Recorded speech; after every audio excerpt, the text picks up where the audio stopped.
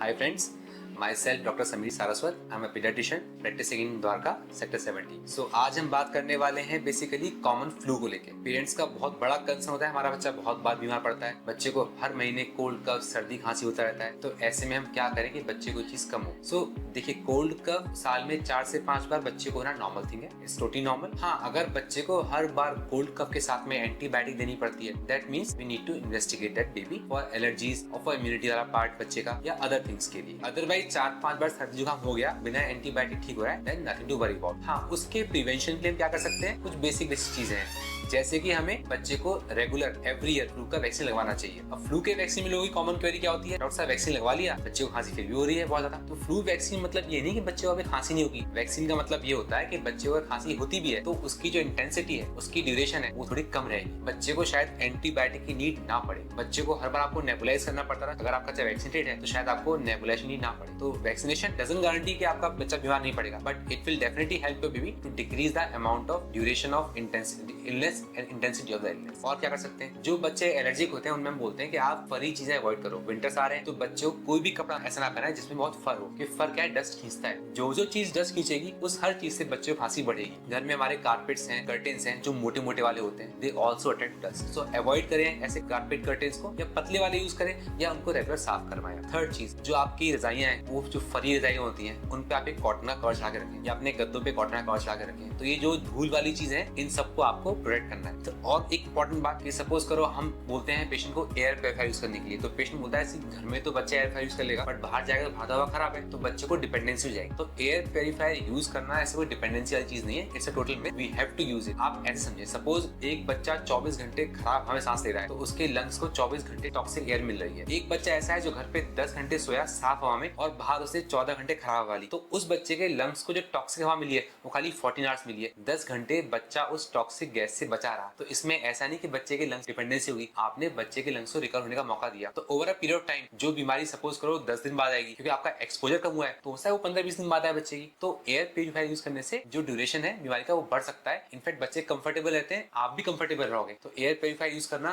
कोई ऐसा डिपेंडेंसी वाला पार्ट नहीं होता, it's totally myth. You can use it. आप जहां सोए बच्चा वहां आप एयर प्यूरिफायर चला के रखो. ये कुछ बेसिक प्रिकॉशन है जो आप ले सकते हो. आई समराइज दीज थिंग्स. एक फ्लू का वैक्सीनेशन, अवॉइड फरी थिंग्स और those things which attract dust, और एक एयर प्यूरिफायर, और रेगुलर अपने डॉक्टर की विजिट. कोई दिक्कत हो तो अकॉर्डिंगली आपको ट्रीट किया है. ओवर द काउंटर मेडिकेशन है, आपने एक प्रिस्क्रिप्शन लिया लास्ट ईयर वाला, उसमें एक एंटीबायोटिक थी, ये दवाइयां थी, आपने चालू कर दी हर बार बच्चे की. तो ऐसा नहीं है कि हर बार बच्चे को एंटीबायोटिक देनी पड़े. और खांसी की भी दवाई एक प्रकार की 4 से 5 प्रकार की होती है, तो ऐसा नहीं अपने बच्चे को हर बार सेम चीज दो. बेटर ये यू कैन वेट फॉर 2 और 3 डेज. आपने एंटी एलर्जी दिया, बच्चे को आराम नहीं है, you should consult. You should not start antibiotic by your own. Bye starting antibiotic आप अपने बच्चे की इम्यूनिटी और कमजोर कर रहे हैं. तो एंटीबायोटिक स्टार्ट करने से पहले अपने डॉक्टर से कंसल्ट जरूर करें और एक डायग्नोसिस बच्चे का बनवाएं. हो सकता है बच्चा माइल्ड अस्थमैटिक हो सकता है बच्चे को ब्रोंकोलाइटिस हो सकता है बच्चे को निमोनिया हो सकता है बच्चे को माइल्ड एलर्जी हो सकता है बच्चे को राइनाइटिस हो. तो क्या है क्या नहीं है, किसको कैसे ट्रीट करना है, वो डॉक्टर आपको बेहतर बता पाएगा. तो अपने आप से एक सेल्फ ट्रीटमेंट वाला पार्ट जो है वो बच्चे में अवॉइड करें, क्योंकि बच्चे की एज के साथ, वेट के साथ बच्चे की दवाइयां, बच्चे की डोजेस चेंज होती हैं. तो सेल्फ मेडिकेशन कभी ना करें. सो